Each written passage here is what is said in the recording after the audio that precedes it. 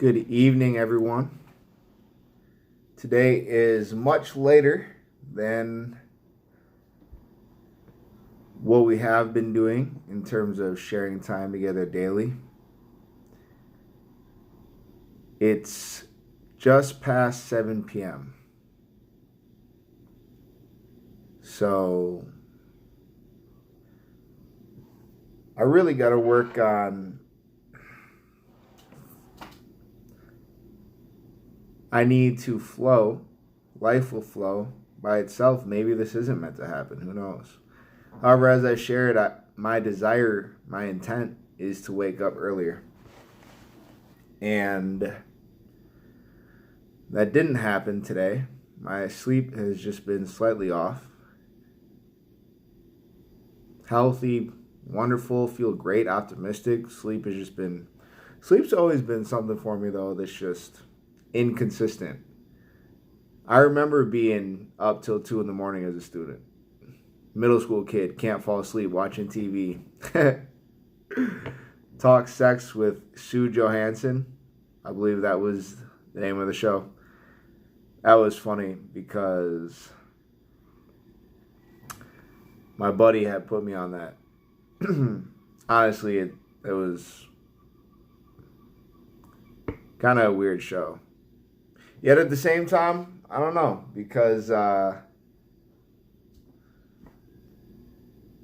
don't even know her full name. Her Instagram is Wit and Love, something similar to that. She's close with Aubrey Marcus, who I believe sets a great example for human beings on how to be a being. Be real, be authentic, yet, yeah, good dude. So, that was a side note. I am still perfecting my sleep schedule. Let's put that summary out there. And because of that, we have this wonderful background instead of having the natural light of sitting on the couch. The sun is not down, however, it's not strong enough. And then the lighting, we got one lamp over there. It's not going to cut it. So sitting at the dining room table, I suppose it's a 1-bedroom apartment. So where the dining room starts and where the living room starts and ends and merges is almost as hard of a question as where one strand of water starts or where one piece of water. It's so crazy because you can't even label what you are talking about when you're addressing water.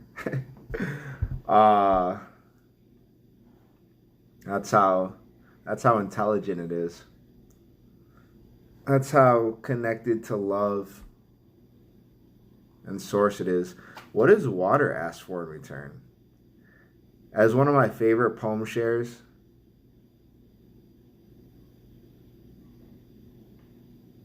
the sun has been giving to the world for the last millions, billions, however many years, a long time. The sun has been providing to Earth and asks nothing in return. And what does a love like that do? It lights up the entire sky. You drink water every day, at least I hope you do, in quite a significant proportion. Although most people, I believe, could heal their headaches by simply drinking more water. I believe most people are just dehydrated of water. And when you think about it, when you drink something, what does the water ask for in return? Nothing. It just flows, it just joins to whatever is occurring. And you are water. Remarkable. So I got introduced to Earl Nightingale today. I've heard the name a few times. I tried listening to an audio a while ago and I felt like his voice was boring. And today I was working out and turned on some good old Earl Nightingale. It said, listen to this every day. It will change your life. 26-minute audio, something around there. And I said, okay, I'm in. And he was spitting nuggets the whole time. So, first piece that he was hitting on was the importance of having goals. First off, where we are in society today, humans have been working for thousands of years to get here. To get to this point where we have everything that we have right now. We've been working literally for how many people's lifetimes to get here? And to be in America, the most affluent place in the entire world. Crazy. He made a great point off that. Or I'll connect it to a point. One, take advantage of your opportunities. Why do most people fail? Because they don't have goals.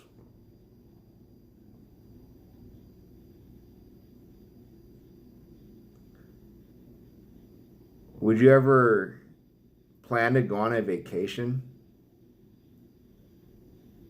without knowing the destination? And I'm sure, yeah, devil's advocate answer here is sure, there's road trips or surprise trips.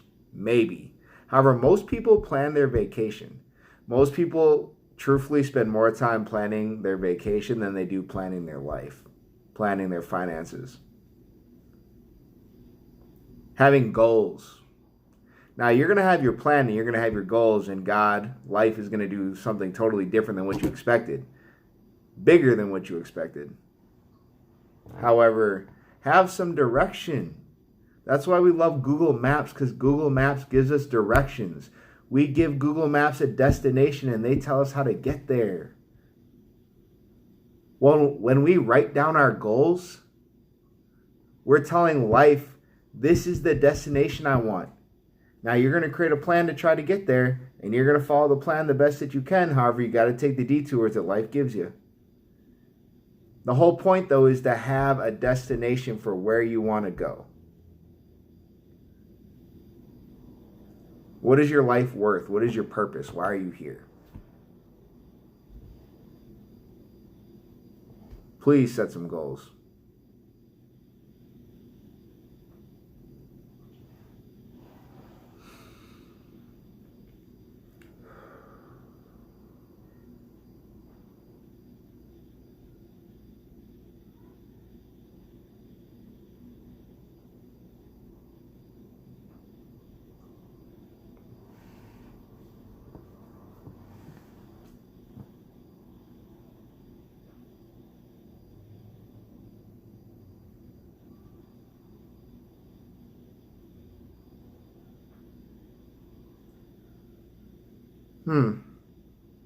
The thought has left me momentarily. Something else he shared briefly was the value of putting away 10% of your money. So save 10% of your money. He gave statistics about, you talk to most guys when they're in their early 20s and they're excited and life is bright. And then by the time that these individuals are 65, out of 100, only one will be rich. 4 will be financially independent. 5 will be working, and all the rest will be broke. Which is true, most people are broke as they get older. So why do we go through our entire lives living finances? It's a huge part of our life just to die broke. To not be able to continue to give financially abundantly. I believe it was Andrew Carnegie who, after he passed away, someone pulled open his drawer, and in the drawer it said his goal for the first half of his life was to accumulate as much wealth as possible, and the goal for the second half of his life was to give it all away. Beautiful.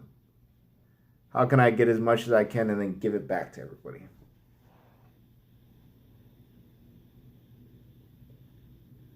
The idea of retiring and then living on a third of the income that you're struggling to live on now is interesting. So we got to be financially smart. We got to put ourselves in that type of position.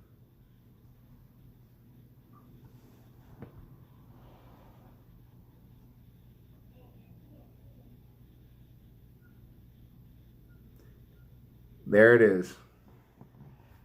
The value of planting positivity into our minds. So, let's say you planted a crop like potatoes, and you planted another crop like tobacco. One is food, one is essentially poison to the lungs, although people have used it for probably ever. You're planting it on fertile land. That fertile land will grow anything that you want. So if you fill that entire land up with potatoes, you're going to reap an abundance with potato seeds, you're going to reap an abundance of potatoes. More than you planted. You're going to get just a ridiculous amount of delicious, good old, soon to become mashed potatoes, because that's what you chose to plant in this fertile field. And you have another choice.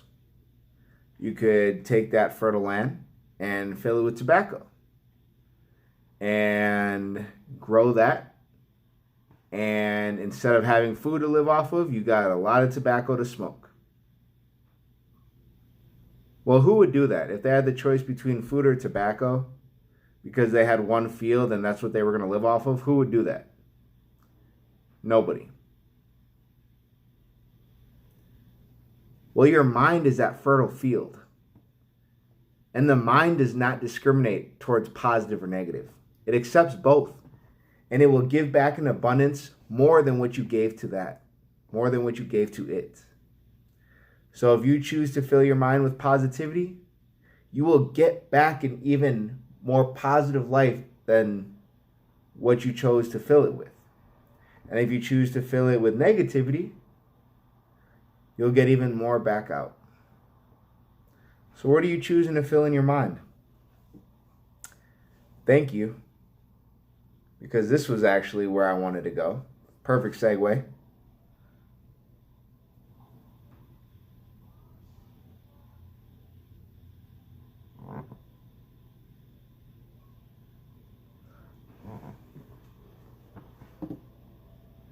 We typically value more often what we pay for rather than what was given to us for free. Even though what was given to us for free is more valuable than that which we have paid for. So, for example,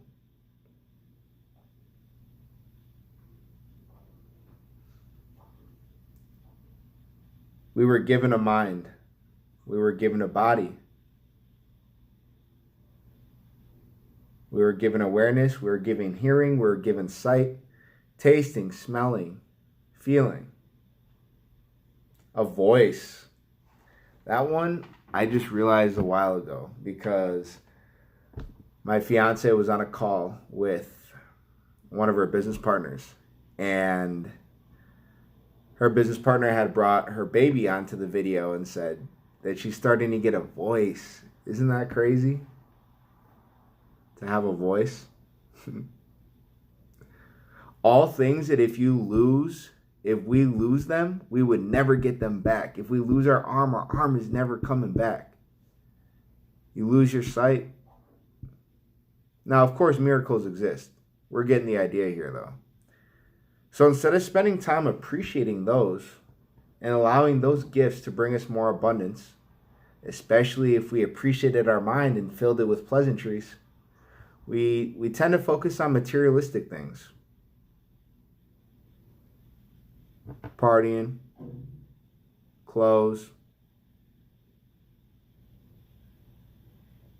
cars, accessories, watches, what my class rank is, how big my TV is,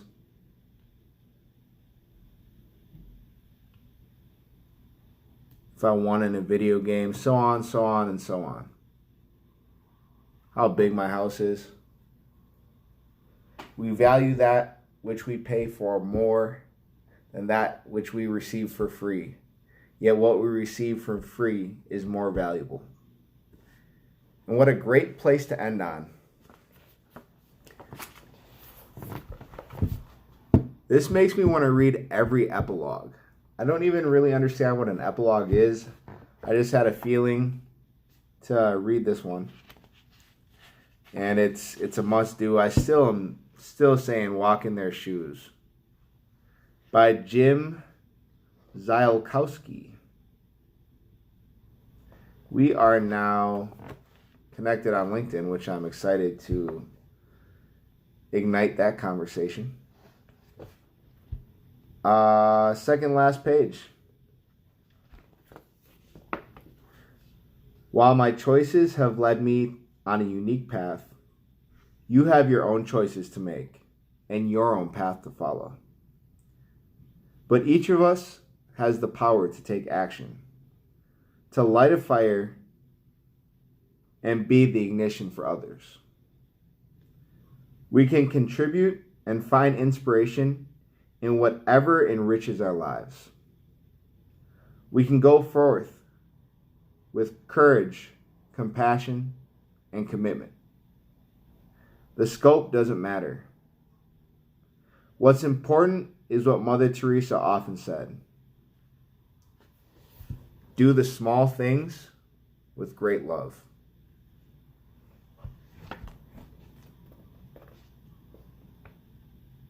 Felt as though I was more concerned about how I sounded reading there than I was on actually reading and digesting the content myself. So that's an improvement to make in the future. However, the one piece that I want to focus on was what Mother Teresa shared. Do small things with great love. Be love. You came from love. You will return from love. You are love. And love means what namaste means. The divine in me sees the divine in you. I recognize you. I see you. I understand. I can relate. I have empathy. I have compassion. I feel for you. How can I help you? How can I serve? That's love.